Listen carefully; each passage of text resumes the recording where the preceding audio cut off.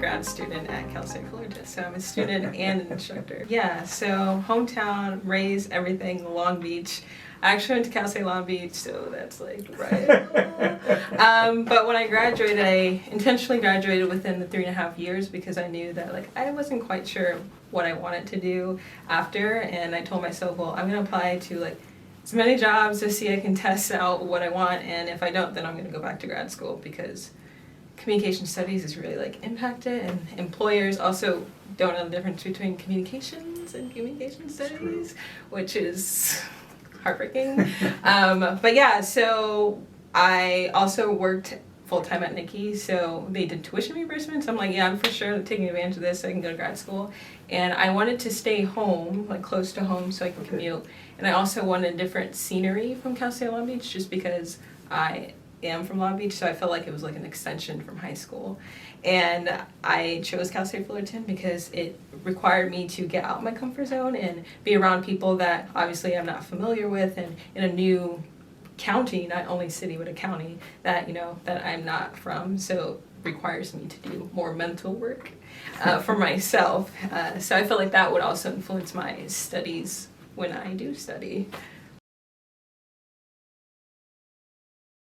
Yes, I love teaching, and I think it's because I try to be the person that I needed and wanted when I was a student. My first Black teacher was in college, and that was only because my minor was Africana Studies, and it's not just because like I'm Black or I'm a woman, but like this intersectional approach I feel like I take when I teach classes, and it's nice to see, obviously like myself teach, but just seeing the person that I wanted when I was a kid and making sure the examples reflect everyone and showing different sides of history and not just one history. Like it's sometimes all the time like disheartening when you only see yourself or your ancestors as non-agents of their lives, and only like seeing yourself in February or we're talking about colonialism and stuff like that. So making sure all examples too are relevant, not only from the past, but the present as well, because we're still here. So yeah, and it's relatable across the board to everyone, so.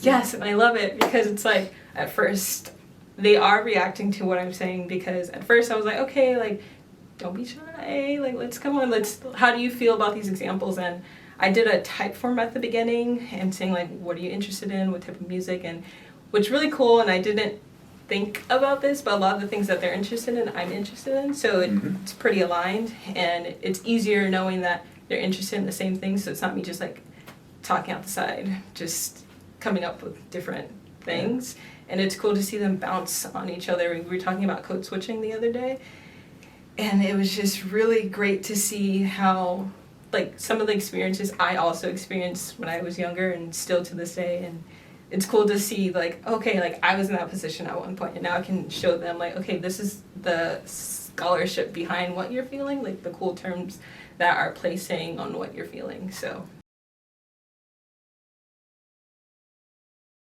yes, I have a long history in like nonprofit. I mean, for my age, I guess.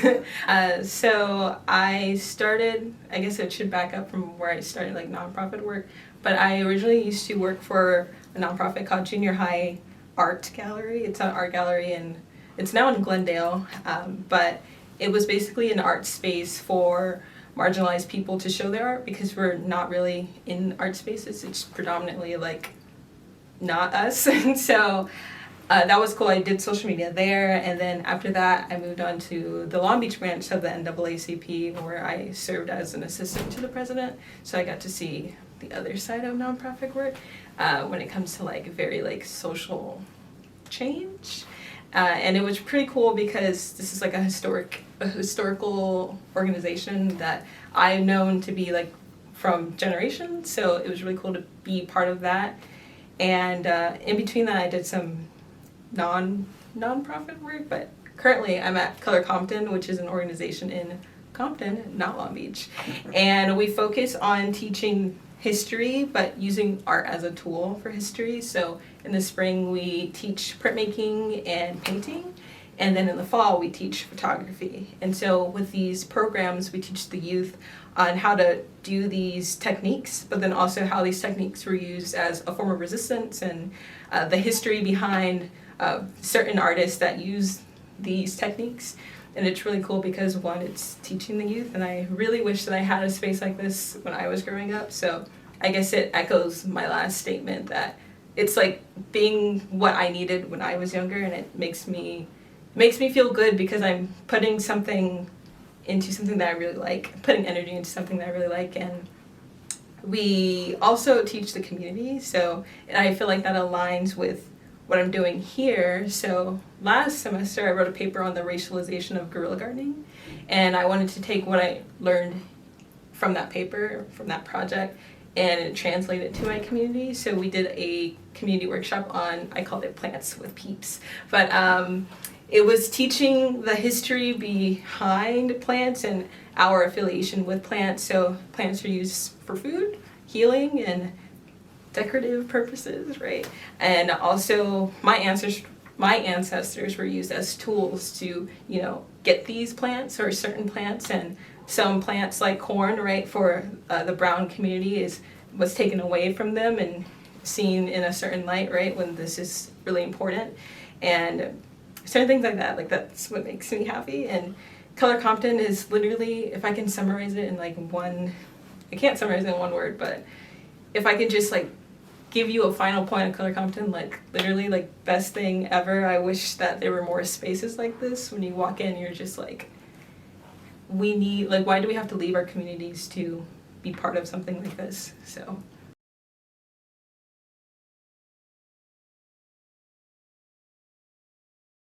I see a lot of connections between what I'm doing on campus and off campus, and specifically, I guess, and this is just for me as a person, I don't see a worth in my degree if I can't translate it back to my community and where I came from. And I feel like what I'm learning in my master's program is kind of the scholarly terms and jargon and words for things or concepts and theories for words and feelings that I've already felt before.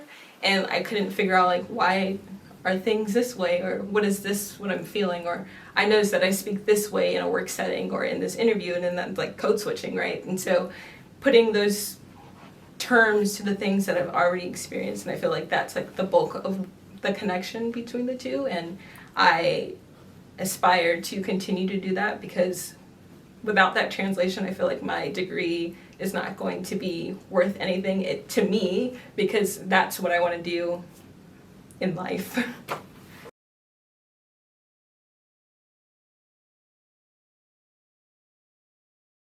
First, I would not want to be queen of the world. That's a big responsibility, and everybody, no. But if I could make big decisions for the world, I would first and foremost make sure that everything that, because certain things should not be accessible, but for instance, education, right? People should not be taking, in my opinion, should not have to take out thousands of dollars in loans, right? And I'm in a privileged position where I left my bachelor's with no debt, and I don't have any debt. I'm not taking out any loans, have a stable job, especially during COVID, to afford this, right? And some people they're not in that position. Even if they want to be in that position, they don't. And I think certain things like that, they should be able to have that, even though I don't believe that college is for everyone, even though I'm in this setting, right? Sometimes it just doesn't work that way for some people. And for instance, why is the SAT and the ACT needed to come to a college when we learn, the people that can learn about these things and get the tutoring, we learn that it's strategic, right? And it's not about what you know. And some people, when they're trying to go to college and they don't have that proper backing, they don't do well, or standardized testing, right?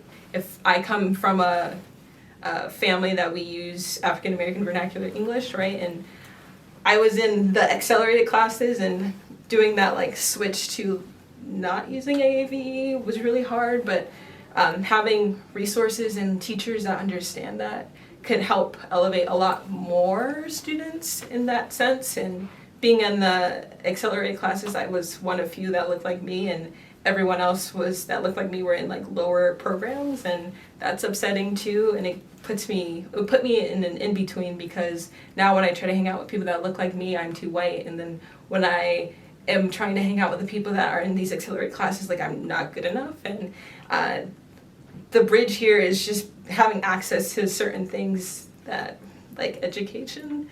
And I don't know if it answers your question, but because you didn't ask this as a question, but what I want to do, like if I had one thing I wanted to do, I want to have my own social space that provides all these resources for school, or even like job help, career help for people that were previously incarcerated, right? And they can't get jobs even though they want to reintegrate themselves in, the workforce because of their history. And that puts them in a position where it's like a loop, right? You can't get a job, and then you're doing the things that you were doing before that got you in trouble, where you can't get the job. And people are people. So I feel that if we're communicating and listening to each other, that we could bridge the gap to a lot of things. And I hope that my whatever space, if it's physical or digital or whatever, gets people to where they need to be, if that's where they want to be. Birth control. And that's in all like forms, because we got a lot of things going on, and just a personal experience. I didn't realize how like people are like Planned Parenthood, like free stuff, right? And I lost my insurance, and this is like a personal experience. I lost my insurance because I was in between jobs, and I had to pay for birth control out of pocket, and the certain brand that I got was very expensive, and it was like $700 for 3 months, and I didn't have the money for that. So it's like I shouldn't have to gamble, and people use birth control for certain reasons, and I specifically had it because when it's my time, it's really painful for me. Like I pass out, I throw up, and it's like people aren't looking at like the full scope, right? And so it's a health issue. Healthcare, right? It should be accessible for everyone. And health education, right? The right to, I don't want to say be happy, because some people, when they're happy, it's not nice. So depending on what they're doing. So yes, let people be themselves.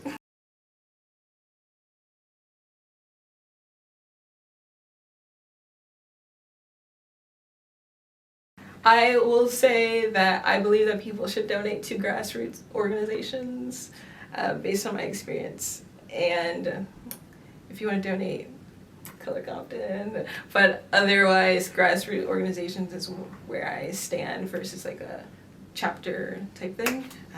Grassroots are closer to helping people, right, versus other organizations, only because then we move from doing stuff for the people to acceptance for money from the government, right? And the government only wants you to do certain things and some things not. And so the further you move away from a grassroots organization, I feel like the shift becomes more a general thing.